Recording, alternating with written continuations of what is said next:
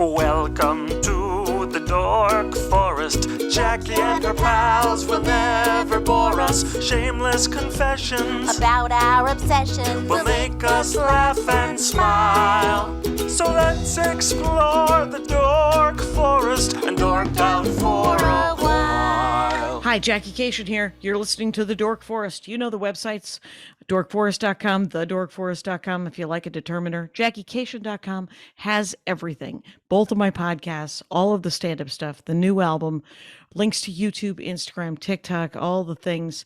But so, I think, does dorkforest.com, where you can look at old videos of different shows. Anyway, if you want to support the show, tell people about the show, review it on iTunes, thumbs it up on Pandora or Spotify, wherever you listen to podcasts. I appreciate that. You can donate. You can donate monthly. PayPal lets you do that. You can also do my Venmo if you like. It's at Jackie Kashian, absolutely everywhere. And my email address is jackie@jackiekashian.com, and that's what the PayPal is. The PayPal link is on jackiekashian.com and dorkforest.com. And go to any of them. Thanks for listening. There's merch. There's stand-up, there's tour guide, you can find out where I'm touring. This is getting long, so let's get into the show. Hey, Jackie Kashian here. I'm in my garage. Who wants to see that closet door? Don't we want to see this version? Yeah, there we go. Hi. You're listening to the Dork Forest. You've chosen wisely, and let's do it. I am with Gianmarco Soresi, and yeah, perfect. Yeah, there we go. Soresi, got it. There's part of me wants to ethnic it up, really get into the Italian of it. And stand-up comic has a podcast called The Downside, which sounds like if you're ever sick of talking about what you love, go listen to The Downside, because it's a great chance to bitch about shit, is what it sounds like. Is it really fun? Oh, it's a blast, because everyone's always, everyone's become their own like PR person online, and everyone's happy, and then you go home and go, why am I not happy as everyone else? Right. There's these beautiful pictures of, it's true. Whenever anybody is like, I've taken a picture of us, I was like, I will like it. But if I genuinely like it, I will retweet it or I will repost it. But if I don't like it, then you will just get a heart that says, well, you posted something about me and I appreciate that. Because that's what it is. It's all about PR. So Gianmarco Soresi has a podcast called The Downside, does stand-up comedy. So you could go probably, and Gianmarco Soresi, it's Soresi, correct? Mm-hmm. And it'll be in the notes, everybody. That's his handle for everything: Twitter, Instagram, all the things, right? Yeah. And last I saw you, we were both performing at Flappers together. There you go. You, me, and Jay Leno in the green room. Oh yeah, that's right. Talking about how cancel culture has gone too far. We were not leading the conversation. We were not leading the conversation because Jay Leno might have a little bit of the world's gone mad, but he is 72. He is. He is, and he shouldn't. Yeah, he should just talk about stand-up in cars, because that's what he's made up of. He's made up of stand-up in cars, and his wife is a philanthropist. So you would think that he would have some, and he does. He's actually a much nicer guy than everyone who works for Conan tells me. So, because everyone who works for Conan is mad. Of course. But you are going to be in Toronto and we have Canadian listeners. There's people dorking out in Canada, the whole state, the whole country, the whole province, the whole Canada. 7, 22, and 23 of July. Toronto. Which venue? I think it's something new. It's called like the National Comedy Theater, which makes it sound like it's only 50 seats, and that's a lot of words for a 50-seat box. Right, that's a letter for everybody. Get out there, go to the Toronto, just follow them, look them up. If you live in Toronto, you can figure this out. We believe in you. And then you're doing like Irvine and Oxnard, the Improvs or Levities or Live Nations or whatever they are, right? Yeah, those big rooms. The big rooms that you're like hoping to fill it. Bring a friend. So that's 8/7 and 8/10 in August. So if you live outskirts of Los Angeles. So Gianmarco, here's where I'm at with the Dork Forest. You have a dorkdom I don't think we've done before, which is the television program Seinfeld, which is people talk about sitcoms. They love sitcoms. Yeah. But you were a Seinfeld guy. I was a Seinfeld guy. I have divorced parents, and like my father's not the Jewish one. My mom's Jewish, but my father and I would watch Seinfeld religiously. It was at least Thursdays is what I like remember. A religion. Was it like a Jewish religion? Seems unlikely. I think it's more like my father's depressed. And there's something when you're depressed, you become a little more Jewish. There's something about the complaining and the negativity and the narcissism that just really resonated. It so did, and my father. It was the most bonding I've had with my father, I would say. And I learned. I think I learned my sense of humor from Seinfeld. I think I wasn't raised very Jewish, and yet I have Jewish traits, and I sometimes think it's because of Seinfeld. Really? You know what? It's a great introduction to some sort of secular Judaism that I think we all liked because the timing was there. I mean, historically, according to every book about the history of stand-up comedy, it was all Jews. Let me tell you something. There were some Jewish women. Let me just say, I'm just gonna go out there. There was probably a lady or two with a mouth. That's what she had. She was like, "You got a mouth on you. We're not going to put you in the book." But I will say that. Yeah, so what years? It was like 90, right? Didn't it start in it came out I think it started in 88 or 89. I believe 89. Okay. And it had I rewatched the documentary, and it was a wild ride. I mean, I was born in 88. Right. And it was one of these things. Seinfeld was a big Johnny Carson. He was on all the time. I think he was guest hosting now and then. NBC gave him a deal, and he just liked Larry David. Liked Larry David, and every story about Larry David, they're always like, "Oh, he's the comedian's." I've never heard a story of Larry David killing. I've only heard stories of we liked watching Larry David because sometimes he just walked off the stage, which I don't know. That's not how stand-up comedy becomes popular. Yeah, but there's a couple of people who can do it. Kindler can do it, right? They Andy can. Kindler. Yeah. But in today's environment of stand-up comedy, you tell me if you think I'm incorrect. There's so many comics competing for spots right now that if I stormed off the stage, you'd have to have a lot of clout to then get another spot the next week. That's a club banner these days. I would think at certain levels. Certainly at this level. See, when you storm off stage, and I've never done it, but I've decided recently that I will. I've decided that I won't go up if I think that the show is going to be unsafe. I used to have this sort of bring it. I can take it. What am I, a Chihuahua? Jesus. It's like there's no reason for me to think that I can take because there's bad guys, right? It could get super dangerous. Of course. I have had some bad experiences in the last couple of years. And so I have recently decided that I will not be going up. And if I lose the weekend, so sad, too bad. I lived. And then if I also feel unsafe on stage, I've decided I'm gonna get off because of those two reasons. Chad Daniels does it. And he's really sort of at our level, but he seems somehow on the cusp of being Bert Kreischer, the cusp of being Bill Burr, right? Sure. Because he's so freaking funny, but he's also super sane. So who knows if he'll ever be those guys?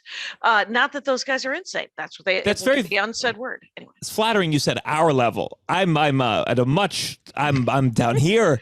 We're peers, Gianmarco. I appreciate that. You, me, and Jay Leno, we're all peers. We were talking. We were all in the green room hanging out. The only time I've seen a comic, I work a pretty rough club in New York called LOL. And there was a comic his name is Kenny Ortega. He passed away from COVID, sadly. But he had been working this club for over a decade when it was called Ha. Went from Ha to LOL. Oh, I remember Ha. Yeah. And I never played Ha. It's good for you. That's why we're different levels. And he was closing all the shows, and they dropped the checks on him. And he had worked his club for so long, and it's a mess. And when they start dropping the checks, he went off. He said, I don't do the check spot here. And let me tell you, maybe in some places it'd be like, come on, but this place, good for you. You gotta take. You deserve it. Own the fact that you've been you've been treading water for 10 years. You don't deserve the Czech spot. Exactly. Because the Czech spot in New York is very different than anywhere else I've ever played. It literally is mayhem. It was like that. You might as well say, hey, we're going to stick you in the middle of a playground, throw a bunch of balls in the air, and then say, do your set. You get 15. And you're like, no, I didn't want 15 here. Why don't you do it after? Or why don't you not make it into a parade? Sure. It's weird because on the road, when you do the Czechs, when the Czechs drop on the road, it's not a madhouse. In New York, it seems that the fastest the servers are moving is just when they're going to do that one moment. I'm like, let's do it in waves. We could do all at once. There's another way to go about this, but nope. Anyway, so it was interesting when Seinfeld, when I remember, actually that's right, because it was 88, because I saw him. I didn't see him. It was 1990. I wasn't paying for comedy. I've never paid. One time I paid to see the one-liner guy from Boston who's hilarious, whose name is escaping me. How old or young? Older. Or middle. Like older. Like it is probably 60 right now, because he's the guy, right? Yeah, the guy, Steve Wright. That's it, Stephen Wright. Steve Wright. So I paid for him one time because it had to be 1987, and I was like, I gotta see what 45 minutes of that looks like. And I'll tell you something, it wasn't all one-liners. Stephen Wright. Wow, interesting. Because it could not be sustained. Of course, because people would lose their minds and decide to live their lives and go, I'll come back and he'll probably still be talking. So it was a little storytelling. There was a little more to it. It was great. He's a genius, obviously. But so when I'm going to eventually let you talk, Gianmarco. And I love hearing about Stephen Wright. That's great.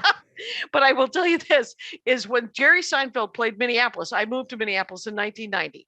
And so the show had been on for 2, maybe 3 seasons.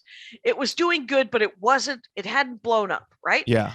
And so he was playing a decent sized theater. It was probably 800 to 1,000 people. And there were, I've told the story many times, Rangers, hear it again. So they're all the comics, all the young comics would hang out with the mogul of Minneapolis comedy at that time was a man named Scott Hansen. And Scott Hansen had 5 clubs in 1992 in Minneapolis, 5 clubs. And he was a button pusher extraordinaire, just passed away a couple of years ago. I have a giant scar on my finger right here. It is because he made me so mad. And then I punched a wall. So guess who's the bad guy? I'm not the hero of that story. So, but neither is he. Anyway, so there are no heroes in that story. But here's the scoop. He's a big guy, weighs maybe 500-600 pounds. If I saw you punch a wall, I'd be telling that story on every podcast for the rest of my life. Right. And in 1993, when it happened, I bet you it was it was definitely, there would have been a reason to tell it, because I had very little control over my entire life in 1993. They should do that instead of having comics sign the walls. That's so cliche. Every comic should punch a hole in the wall until the club falls down and it's time for a new one. New club. So anyway, Seinfeld goes up. He comes off stage. He's doing something what I think is the quintessential Seinfeld thing in the green room after the show. There's probably 4 or 5 male comics. I heard this from one of the dudes who was there. And if you hung out with Scott Hansen, the guy who owned the clubs in Minneapolis, you would always eat. So if you were broke, you would hang out with Scott, and you're like, every 20 to 40 minutes, there's going to be a pizza ordered or some fucking thing. I gotta, it was a way to save money. It was dumb. But so they're all sitting around the green room, and Scott's trying to talk Jerry into going to do a set at one of his 5 clubs. And Jerry's like, no, I've already done stand-up. I'm done. But get this. Jerry Seinfeld is sitting in the green room with Scott and all these comics, sewing a button on his shirt. Can't you picture it? It's like an episode of the Seinfeld.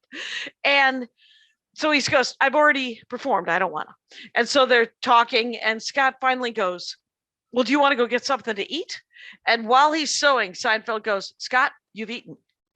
And which is brutal and not nice.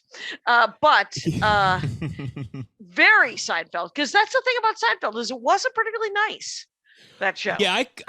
Oh no, well, that's what I love about it. I like mean comedy. I did improv, and the teacher always said, "Gianmarco, be nice." Like it was the no. Like I'd follow the rules. I'd say yes but it was like yes and you suck, and the teacher was like, "That's not cool." That's how I knew I needed to be a stand-up because Solo work. Yeah. So I like that meanness. I don't know. I think the thesis of everything I do is just like, yeah, everyone's bad.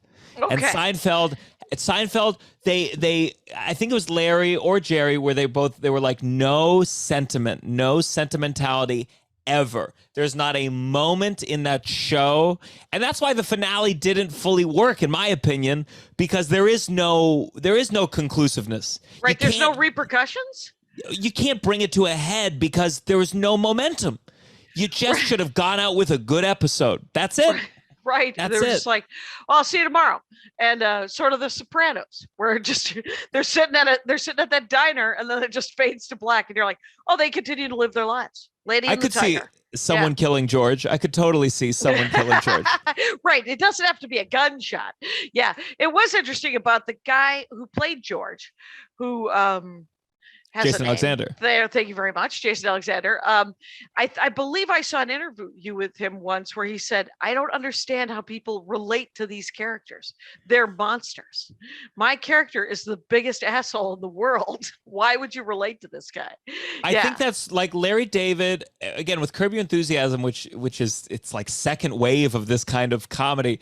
Right. I've heard from women on dating apps that at least men my age, I'm in my 30s and 20s. There's so many that say Larry David is my spirit animal or Curb Your Enthusiasm is my best show. Mm-hmm. And I think what it is, it's just like, again, I don't want to say this is just a Jewish thing, but as a Jew and with a girlfriend as a Jew, I think like the complaining, there's something about like it's okay to complain. It's okay to like talk about the nice event, and complaining doesn't mean you didn't have a good time. It doesn't mean you don't want to go back. And I think like, but did you notice that there were toothpicks that didn't have the curly cues on top? Of course, you're like, and so I think like people who are not in that realm. Larry David is like, it's like the first time they're like, yeah, I always had complaints too that I never thought we could talk about, and we can be fun about it. So they overrelate, and they're like, okay, well, I can be an asshole now, and it's like, well, no, this is exaggerated. Right.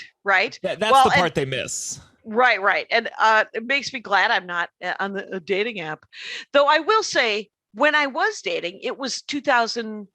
In 2000, and the joy that was there. I have a friend who once said to me, there are people who like Friends and there are people who like Seinfeld. And I have recently had people in their 20s and 30s say, Friends is also super mean. It is also super self-absorbed and full of jackasses. And but I loved Friends. I think I loved it because it was a little less mean and it was couched in some sentiment. But they weren't particularly any nicer. Yeah, I just think the sentiment, I don't know. I especially now these days, this was always my complaint with Parks and Recreation, where every 2 episodes like, friendship's really important, right? And I was like, what the fuck are you talking about? You don't like anime? Is that what I'm hearing? I grew up in anime, but I like the cynical anime. That was my other dork thought was anime. No Dragon Ball Z, no Dragon Ball Z. I did love Dragon Ball Z. Right. It's Naruto. You didn't like Naruto? Every episode is about friendship. It's like, who's great? This guy. I'm going to hang in this guy and be full of rage, but he's got my back. And So, but the thing is you get to like, I mean, I was just busting your chops because you get to like both. That's fine. I mean, the thing is what you love about Seinfeld is that it's completely, there's no point.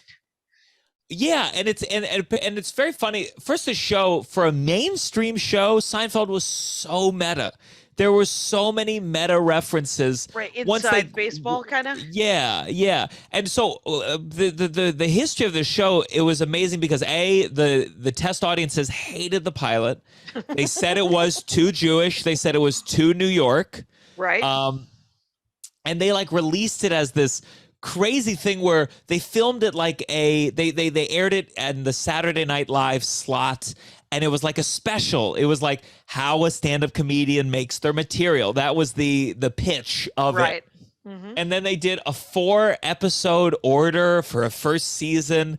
And it was just like everything about it seemed doomed to fail. They were like, this is never going to go. This is never going to be popular. So they did one and they aired it like Saturday night at 10:30. Yeah, they aired it. And then they made 4 episodes? They did 4 episodes after that. And they demanded the first episode does not have a lane. It was just like 3 dudes. And the one network note that they gave, they said, you have to have a woman. I am gonna sharpen this pen. Yes, it's so sad for Carol Leifer. Yes. Yep. And Larry David had worked with Julie Louis-Dreyfus on SNL. Larry David did 1 year of SNL. And then did a show called Fridays, I think it was called. The SNL competitor with Michael Richards was on Friday. Okay. But just this cast, I think what's incredible about Seinfeld is, first, Jerry Seinfeld, not a good actor. Those first couple of seasons. You're watching everyone just sort of carry him around from one part of the set to the other. Yeah. And him just woodenly saying things. But it feels right for the show. Like it feels it's one of the few comic driven shows where it feels like they did it. He never had to overextend himself. It's just him complaining. It's just him doing bits. But that cast is incredible. Yeah, he got Jason Alexander, Julia Louis-Dreyfus, and Michael Richards to literally, and everybody else was, and granted, they were sketch or they were improv, but they weren't stand-ups. And trying to teach a stand-up comic how to act is its own project. And the fact that it was successful created all of the 1990s where everybody got, or many, many deals were cut with comics that were who couldn't even act to the level of Jerry Seinfeld, right? Or they didn't do the casting right around them to hold him up. Of course. And Jerry, like, notoriously, he really talks, he doesn't respect acting very much. He doesn't respect the concept of acting. And I started as an actor. I'm one of these actor turned comedians. Improv, acting, improv, and then stand-up? I went to college for musical theater. I wanted to be Daniel Day-Lewis. I was an actor. I studied all the teachers. And like Seinfeld notoriously just kind of goes like, hey, you memorize your lines. Why are you getting a trophy? You said someone else's lines. Wow, nice impression. Thank you. I believe me, I've auditioned a couple times to do his voice. And when you first started doing stand-up, did you find yourself doing a little bit of his observational style? I think a little. I think I more like sounded too much like Mulaney, but Mulaney definitely feels like of the trajectory of Seinfeld, like in terms of that kind of voice. Well, and you have to find your own voice eventually anyway. So you're going to sound like somebody. Yeah. I think that's the thing about Seinfeld is just like, he was so, part of it feels hacky now, that idea of like, what's the deal with, but he really crystallized some version of that. It's hacky because it's been hacked. I mean, there was him and a handful of guys were doing that super observational version, and it was set up punch, and he was in that era when it was you were supposed to get something like a laugh every second and a half, and there was this like in 60 seconds, in every minute you were supposed to get something like 30 laughs, and you're like, well, you're out of your goddamn mind. But it was because that was his thing. But I remember the first time I saw, and I didn't even see it, I heard Richard Pryor. A Richard Pryor album, and we're talking 15 years ago. I never listened to stand-up. So I'm listening to this thing and I was like, oh, I see where everything else came from, right? I mean, there's so many guys who came from that place and then made it their own, obviously, right? Like Bernie Mac and all of the kings of comedy, they're all doing some version of Richard Pryor, and until they had their own voice.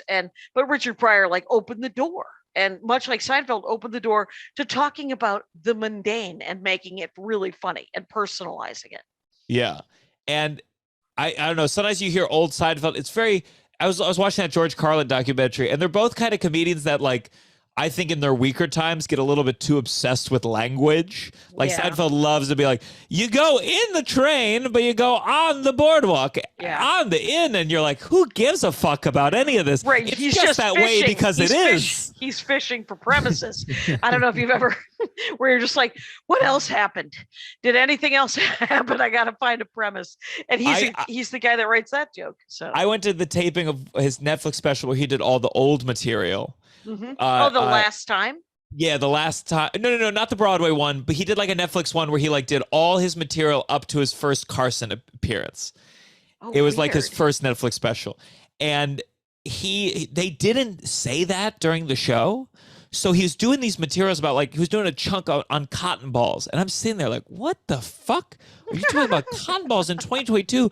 And then he did some bit about his parents moving to Florida. And I was like, your parents are dead. Oh, Right. This is all old material. Okay, Yeah, great, they great, might great. have want to let people in on that. That's nuts. It was very strange. When I realized, I was like, oh, okay, I good. get the conceit. Good. They're going to have to sweeten the hell out of this the first 20 minutes of this until everybody realizes what the hell is going on. That's so funny. But the first time I saw him in New York, I was so excited. And then at a certain point, if I was hosting the second show at Gotham and I came in and Seinfeld was on the first show, I was like, my show's starting late. My show's starting late. That's what that means. Yeah, it's there's a certain point in your career where you're like, you have to be aware of the fact that everybody wants to get up. And if you're doing a work in, this one right here, I can strong arm my way in over at Flappers for a five.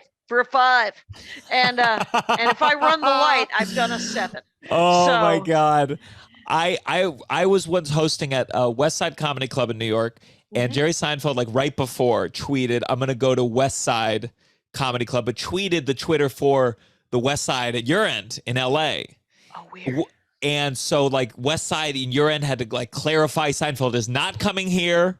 Right. Then Seinfeld just tweeted in New York. And I'm hosting, and so people start realizing this mid-show that Seinfeld's coming. And the number of yarmulkes that came into this club, it was because we were on the Upper West Side, so they were all there.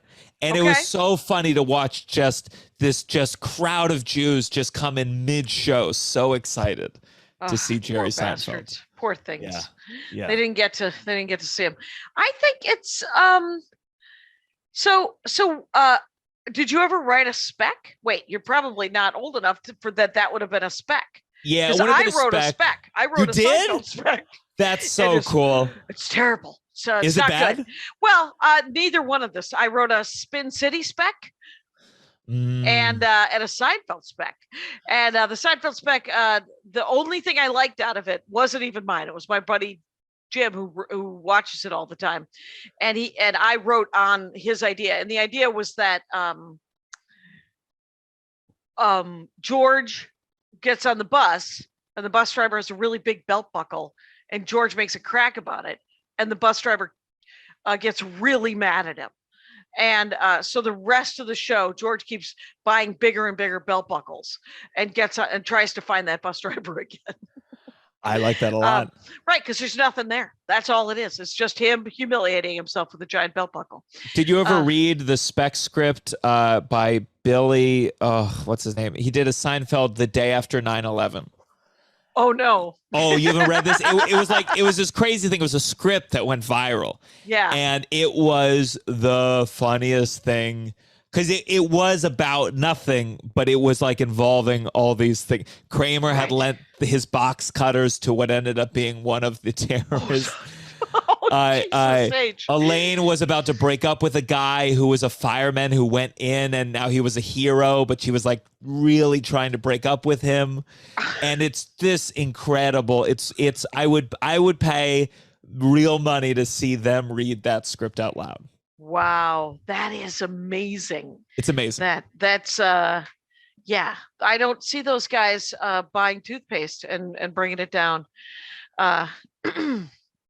for everybody. Remember when everybody was bringing toothpaste to people? Yeah. They're like, well, I don't know what else to do. And you're like, how about get out of the way?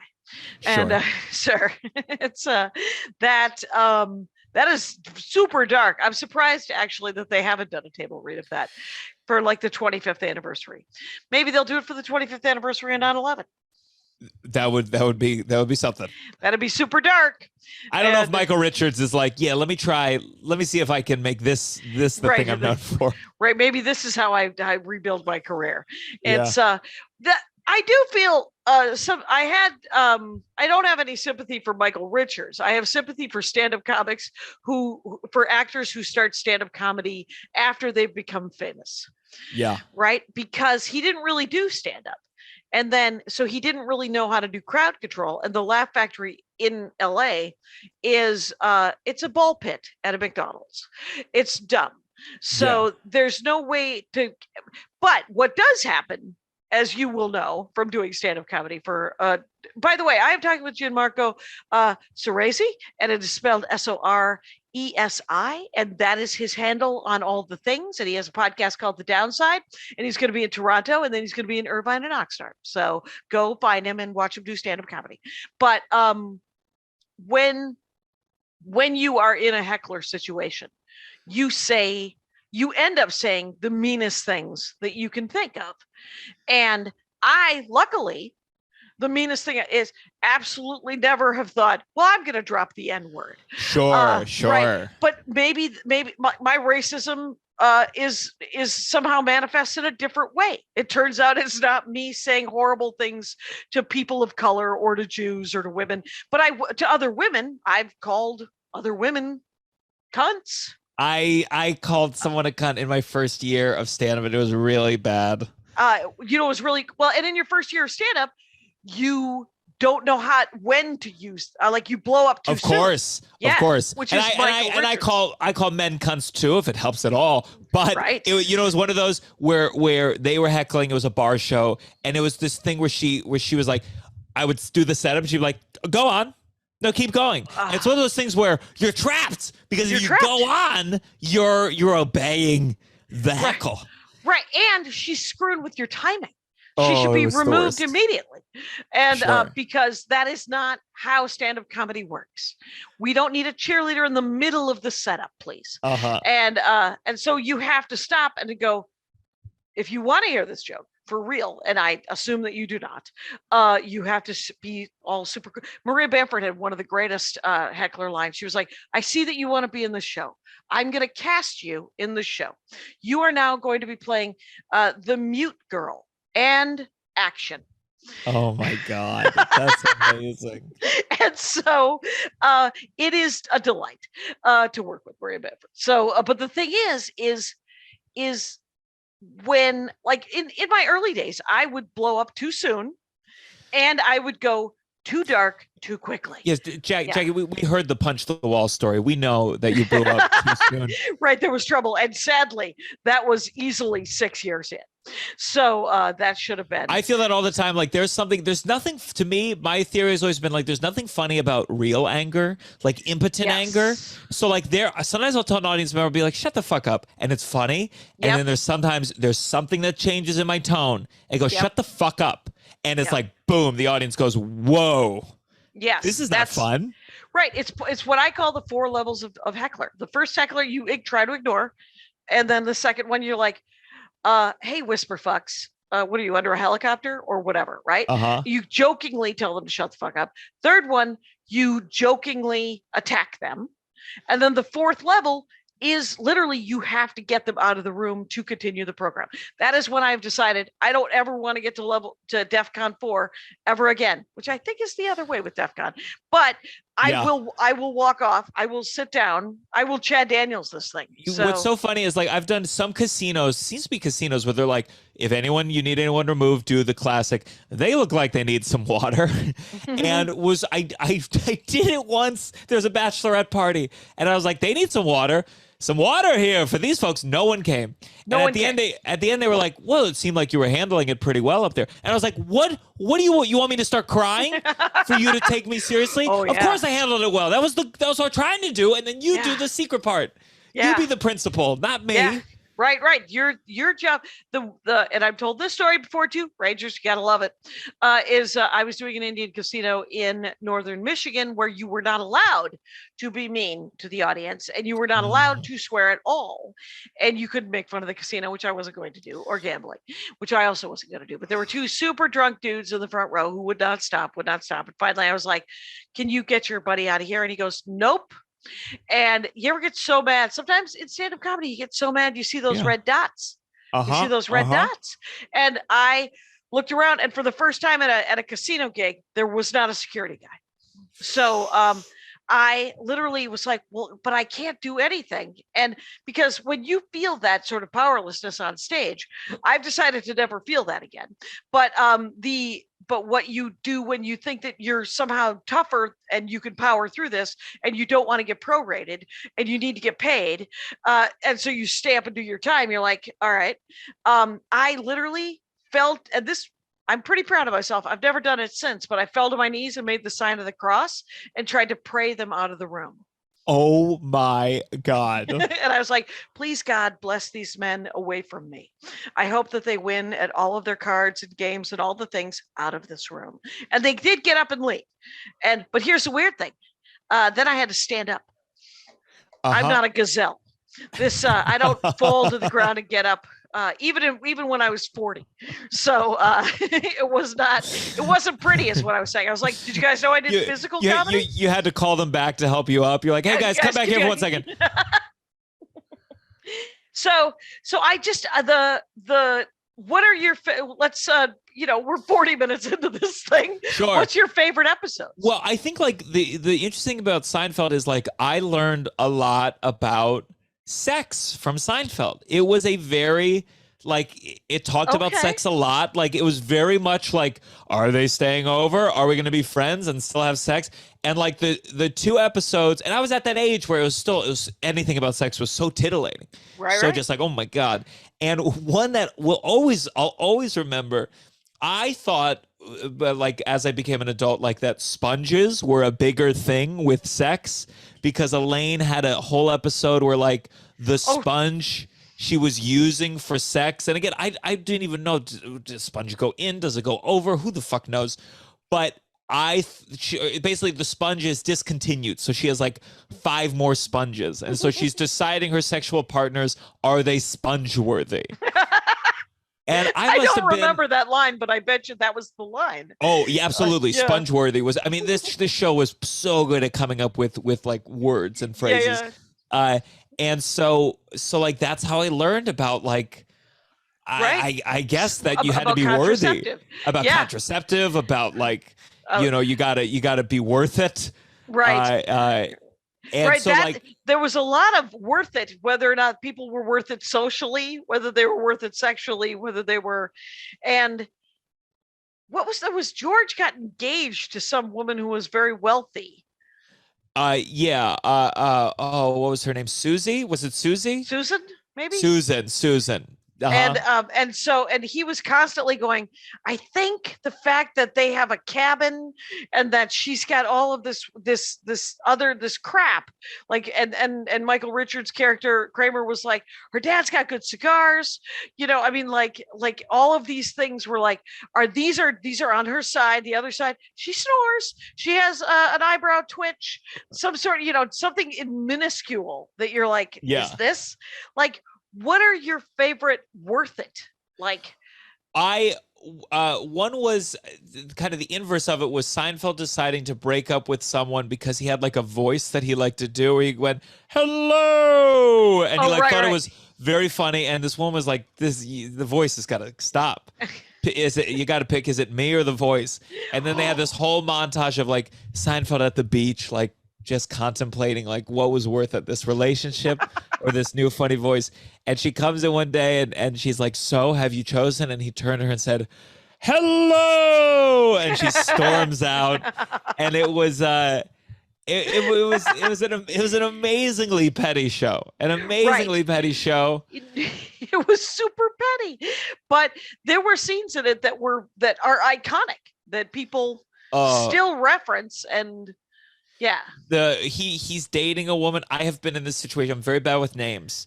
terrible Oh, with names. so am I. Embarrassing. Didn't remember we Embarrassing. met at Flappers until you Sure. told me, and then I was like, I oh was yeah, I remember ready. that guy. Yeah. You remember Jay though. That's convenient. But Right, so very. 50 years of him staring at me. But there was an episode where Jerry's dating someone and he does not know her name. And she says, well, people made fun of me because it rhymes with a part of the female anatomy. Right. And so they're going crazy. And she eventually confronts him. The worst question you want, what's my name? And he can't get it. She leaves. And right as she leaves, he goes, Dolores! Dolores! Oh my God. The speculation is that he couldn't also find the clitoris. Yeah. That would be the joke that I would also.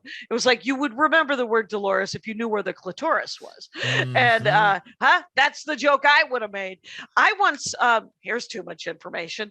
I once had sex with a guy that I thought his name was Steve. It turns out it wasn't Steve, or it was, because I remember I called him Steve and he said it's Jim or Larry or whatever the hell his name was, and then he got super mad. Really? And I saw him like a week later at a bar in college. It was just college sex. It wasn't the end of the world. Yeah. And he wasn't. It was a weird. The whole experience was not entirely positive. We were on the floor of the laundry room. Anyway, I was a classy dame, is what I'm going to say to you, Gianmarco. Yeah. I don't know if you know this about me. When I used to drink, I was a lady. Anyway, so Anyway, so I ran into him and I remembered his name when I saw him, and I was like, but I called him the wrong name. Speaking of live action pettiness, and so he was very mad. Anyway, so that's crazy to be mad. You met that? Did you meet that night? That night. There wasn't a long courtship period. There was no courtship. There was little to no courtship. There was a condom. That's what I do distinctly remember at all times. At all times, I come from a very fertile people, so and I didn't want any part of it. So so it's hard to Dolores. I do remember that episode. I remember the episode where they didn't want to masturbate. It's the bet, or I think it's called the bet, or the competition. It's one of the most famous episodes, I think. One of the most famous, and just again, it's like, a lot with sex. My general theory is like it's better to like talk about these things early, and I just feel like at an early age, I was like, oh, okay, that was an episode of everyone does it. Like, I think that's a thing people learn sometimes later in life, where it's like, everyone. And like Elaine being a part of it felt, I'm sure there could be a better feminist message in the grand scheme. But like in terms of talking about it, yeah. It genuinely, I think it changed a lot of people's minds because nobody really did talk about it. It was sort of like when Bill Hicks first started doing material about porn. Nobody else was doing material about porn, and then nobody can stop. Actually, at this time, currently, nobody can stop doing material about porn. It's got a little world gone bad. Yeah. But I will say that Bill Hicks, when he initially talked about porn, he would say he did that sort of line that we've all done since then, which is, I'm the only one. Yeah. And it really opened the door and if you can admit, that's one of the great things about sitcoms. Is that when, like Will and Grace, I will tell you that Will and Grace did more for gay rights than on any number of things. But if you try to watch Will and Grace right now, you're going to want to cut yourself. Yeah. Because it doesn't feel super even liberal. It feels hard. You're just like, no, I know what you're trying to do. And at the time, they were trying to they were making him into a person, who happened to be gay. And that's the thing with like Elaine as like a character, and this could be because they couldn't write outside of themselves, but like Elaine is just as shitty as the rest of them. She is just as like, I'll break up with the guy, I'll fuck the guy. It's just like she deals with it in no different way. They're human. They're all superhuman. Yes. And that's what I love about it. That is pretty great. It is. I don't know.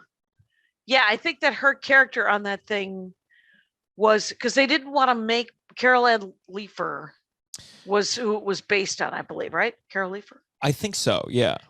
But they didn't want to make it two comedians. Yeah. And so I forget what Elaine did for a job. Elaine, she did a lot of different things, but ultimately she worked in like fashion, but like more of an assistant. She worked for John O'Hurley. She was like his assistant and helped him with things. So it was this loose kind of fashion, but not like in the artistic element of it. Okay. What did, like, I know that George worked for the baseball team for a second, for a hot minute, and then George, yeah, I forgot, what did George do? Like, George then got the estate, and then he didn't. George was unemployed. Of all the people, George was unemployed. Almost always unemployed. Yeah, and then Michael Richards, he was always running some scam, right? Always some scam. Did you like the Paul Reiser spinoff of that show? Did you know that the Helen Hunt Paul Reiser TV show and Friends are in the same universe as Seinfeld? No. Yes. Oh my God. Oh wow. Yes. I might have just blown your mind. Yeah, my because Paul Reiser's Michael Richards is in Paul Reiser's old apartment. Oh. He is subletting. Fascinating. Yes. And Phoebe's sister was a waitress at a place where Seinfeld and everybody went to. I like that a lot. Yeah. So they were all in the same mythical New York where nobody's black. And all that three of those, there's absolutely no people of color. That is something to remember. Seinfeld was pretty bad. Pretty bad. Right. I remember when Aisha Tyler was on Friends, and then she did the Dork Forest, and I said, "You were on Friends, right?" And she was like, "Jackie, that was 12 years ago. I have a career. I have a whole career. It's going well. I don't know if you know that." And I was like, I don't. I know that you're very funny. Your stand-up is great. And she was like, let's keep talking about video games. Yeah. And so that episode was actually a great episode of the Dork Forest if you ever want to go back into the archives, the long boxes. But what's another favorite? I mean, Soup Nazi is the most classic. What I love about Soup Nazi is they open up a brand of stores. I mean, think about how are TV shows ever going to be successful to this degree where you open a chain based on a fictional store? Oh, spun off. Yes, but what I love about it is that there's several. You can buy it online. What's it called? This is the funny thing. Nazi. Well, there you go. It's called Soup Man, the Soup Man. Okay. And it's very funny because it's his picture on the thing and the actor, I think, and it's like it's not the Soup Man, it's the Soup Nazi. Right. It's the Soup Man. What the fuck is that? Was it? You can't call it the Soup Nazi. That's never going to franchise. Wow. I remember that. I know that there's a Bubba Gump that came out of Forrest Gump. That's true. Bubba Gump's is a brutally bad restaurant. It's a terrible restaurant that came out of a really, really horrible movie. I've never enjoyed the idea that they made that movie where they celebrated someone so dumb. Anyway, that could be. I could see that as a series going to every fictional restaurant from things. Right. Yeah, you're just like, oh, are we going to get to go to the Circle Q in Ms. Marble? Anyway, yeah. So there was a lot of food-related ones, weren't there? There was a lot. There was a great one was a yogurt shop that opened up that said they were fat-free, but then everyone started putting on weight. And it was because Kramer was the one who was like, yeah, you're getting fat. Like Kramer just told the truth. And and they were shocked. And then they did like a science test to see if it was if there was, fat in the thing. And Newman got really upset. And they had the famous episode called it was the Chinese restaurant where they were just waiting for a table. And apparently the network was like, what the fuck is this? They just wait for the table the whole episode. They thought it was like the way it sounds like is they were constantly like, are you just being an asshole to us? Like, I don't understand. We gave you a show and are you just being a jerk? And it ended up being so good. Right.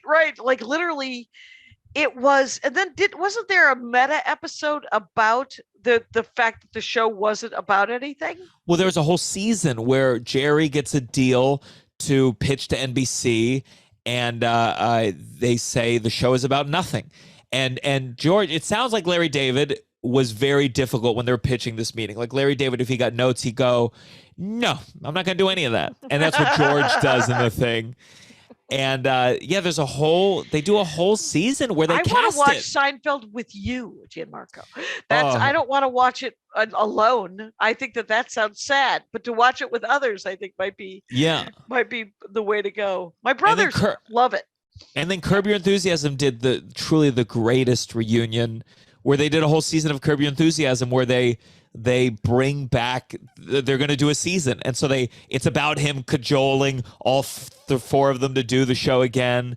And honestly, for Michael Richards, probably the only way that this meta version were they able to like sort of address this thing that felt insurmountable to really come back from. Yeah, it's really hard when you've made such a huge error of how to apologize and how to not seem insincere because you still want to work. But one of the greatest, I mean, I think about it all the time. Jerry Seinfeld, it's Michael Richards is apologizing on, I believe, David Letterman. And Jerry Seinfeld's there and Michael Richards is on the TV screen. He's like live streaming into it. And he comes out there and the audience can't stop laughing. And Jerry Seinfeld goes, in a rare moment of just like kind of anger, he goes, it's not funny. Yeah. And it's just one of those like a Twilight Zone type thing. This comedian cannot be taken seriously to apologize. Yeah, which is sort of the Dice Clay, where everyone's like, well, he filled Madison Square Garden with assholes. Yeah. Because he was doing a character that was an asshole. And all of a sudden his fan base turns out was made up of people who thought he was serious. And you're like, well, it's the only punishment you get for portraying an asshole is that your fan base becomes jackasses. Yep. And so like my fan base, are you kidding? Angels, you Rangers are. You're all just a beautiful bunch of people. But so there was a babka. There was a babka. That was a food one. I'm kind of interested in the food ones. But what is a babka just a pastry? Or is it a bread? Well, as a Jew, I know every single one of these things. It's like a hearty bread. You can get babka. Like my girlfriend and I made a babka that was like more savory, and there was like pistachio and peppery things, but it can be very dessert based. Okay, it's just like it's a thick loaf. It's different than challah, though, right? It's not. Yes, no, challah is just it's just a bread, and the challah bread, incredible, fluffy. It's light. It's babka is like it could be an entree. Challah you want to eat with a nice soup. Maybe, or just as you're having a nice meal, you're going to rip off, you're going to enjoy a challah. But babka, that could be like that's a special bread that's either sweet or savory that someone has brought. And a chocolate babka is, of course, the gold standard of babka. God Amazing. knows. It's the best. It must be. So they just dealt with Seinfeld dealt with customer service and just the little frustrations in the world. And that stand-up comedians, that was Seinfeld's voice and Larry David's voice. And it just launched so many things. Every time I talk about, complaining about if I try to find a new airplane bit or try to find a customer service bit, it's all like, well, how do I differentiate this from what has been done? And they did it. Right. Well, and it is hard when there's these sweeping topics that seem to have been nailed, right? Like someone has done my classic example is colorization. Ted Turner invented the colorization of movies, right? Old black and white movies. They're like, people don't like to watch black and white movies. We're gonna make sure that everybody knows the grass is green and her hair is blonde. And so Ted Turner did this, and it was mixed results, right? Most people are like, I'm an adult. I can watch a black and white movie that was purposefully, in some cases, shot in black and white. And Jay Leno, while subbing for Johnny Carson in the early 80s, did what I think is the definitive colorization joke, because I had just started doing stand-up. So it must have been 84, 85. And I was thinking about doing a colorization joke. And I was watching Carson one night and I heard him do it. And I was like, well, never mind. And what did he say? It was he literally just opened his set with, you know, I understand that Ted Turner is colorizing the first 10 minutes of The Wizard of Oz. And the audience shut down on him. They literally were just like, what? And then he had to tag it. And he didn't have a good tag, which is unfortunate because the joke itself was epic. You know, where there's this, you ever hear a joke and you're just like, I heard a Dennis Regan joke the other day. And Dennis Regan, I guess, said, I went swimming, and I'm going to paraphrase, but Dennis Regan, very funny. I went swimming off the coast of Florida and I saw a shark. There's no music. And you're like, oh my God, that's a perfect shark joke. Yeah. Sharks, you can still keep writing. You can still keep writing about sharks. You don't have to stop writing about sharks. But Seinfeld must, if you want to do observational comedy. Sure. And did they always show his stand-up at the end of it? They explored different things at different times, but they would always kind of open with it, end with it. And I think I heard later as like the show went on, he kind of like ran out of like stand up. And sometimes it was relevant and sometimes it was like, this is just a random bit that has nothing to do. It turns out he does stand up. Did you know he did stand up? I mean, that's all it was, right? It was just because it didn't have anything to do with, they tried to tailor it to the episode? I think once in a while, but I think like, I don't know, Seinfeld is always like, he's not the most, he doesn't write like a madman. He's not writing a lot of, he likes his perfect bits. Yeah. With the perfect callback and the perfect loop. Mm-hmm. And so I just think at a certain point he was like, I don't have any more. So I guess we'll do this random skydiving bit. No one goes skydiving in this episode. You're wearing a helmet while skydiving. The helmet's wearing you. Like it's that's it's one of those, is it? And yeah. It is too bad that his delivery is so unique and succinct that it can be that you hear it and there's part of you that balks at laughing at it, because I want to laugh at everybody. You know, I'm like, you're doing stand-up. If the joke is good, I want to laugh. I don't want to just do that thing that comics often do. We both did it, which is to just go, oh, I see. That's great. And you're like, that's not what anybody's fucking looking for. We would like you to laugh out loud. I'm a dreadful laugher. It's very embarrassing. I'm not happy about it. But I think for me, I really respect a joke if it makes me a little bit mad. If it makes me a little, I get a little like, I can't help it. It's in my head. I go, fuck, why didn't I fucking think of that? Were you a good improv person? Were you a supportive improv person? I don't think I was like a no, I'm going to shut you down. But I think I'm in my head. And I would always be like, I'm the weak link here. I would deteriorate very fast at improv. And how are you as an actor? Do you got to give to receive so that someone has something to play off of, right? For sure. I think I'm a decent scene partner. I'm not like a hog on stage, but it's tough. I'm in my head. I'm observing myself. I'm questioning my things. You want to be the great actor. You want to be the great actor. We all have to figure out how to get it. I remember I was on a panel once with improv people, and they organically knew how not to hog because they'd been worked in teams for a dozen years, right? And so the third time I interrupted somebody to riff, I literally we each had a mic. I would say something, I would put it on my lap and take my hand away, because in an effort to let others have the panel, right? That can be nice, but if you're with a group of comics, like sometimes you gotta be like, if you do that, you will not speak. Right. Oh, if I'm with stand-ups, you're just like, oh no, you're going to bust my chops. I have to bust yours back immediately. Yeah. Otherwise, I am considered less than. Anyway, by the way, it's been an hour, my friend. You have barely scratched the surface of any of your other dorkdoms, but we did get to a pretty in-depth discussion of Seinfeld and so there's a documentary about the show.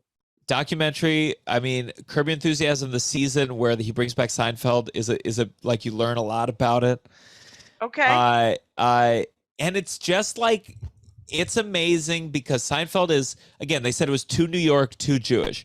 But this show got so specific into human nature that whenever it just switched from Hulu to Netflix for $500 million or whatever. Wow. And it's just like, it's pretty amazing when comedy gets so specific and so, this has always been my theory with comedy, because mine's very first person and narcissistic and navel gazing. It's like, if you can get so deep in yourself, you can ultimately create something that connects universally. And like Seinfeld did that. Yeah. I mean, it does feel like a very Jewish show, and for it to somehow connect to all corners of the world, it's amazing. It's incredible. It's nice to be able to sort of see that sort of representation and then see that it affects everyone. Yeah. It's sort of like when you when I talk to somebody who's Latina and they're like, they finally made Coco, and you're like, and everyone loved it. Everyone loved it. And you're like, yeah, because in the end, representation matters, and we all want to feel like we matter. And the best way to do that is to go, oh, that's my family. That's how we talk. And you like it too. I am human. And that is a nice thing. That's awesome. Gianmarco, thank you so much for coming on the Dork Forest. Thank you. It's at your name. Why don't you say it? It's at Gianmarco Soresi. Gianmarco. It's not Gian. I want to Italian it. It's Gianmarco Soresi.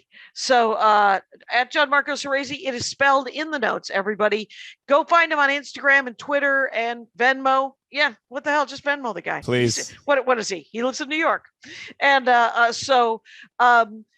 you have shows in Toronto in July 22nd and 23rd. And you are also at the Irvine Improv or whatever it's called at 8/7, and the Oxnard Levity Live or whatever it's called on 8/10. And you have a podcast called The Downside. The Downside. Thank you so much for doing the show. Thank you for having me. And Rangers, you know the rules out there. Take care of each other. My hat, my hat, my hat. They're dancing around my hat, my hat, my hat, my hat. Well, what do you think of that? If it looks like a Mexican hat dance and it sounds like a Mexican hat dance, it's most likely a Mexican hat dance. So take off your hat and let's dance. Yay! Oh my God. Why don't we just call that as the end of the show?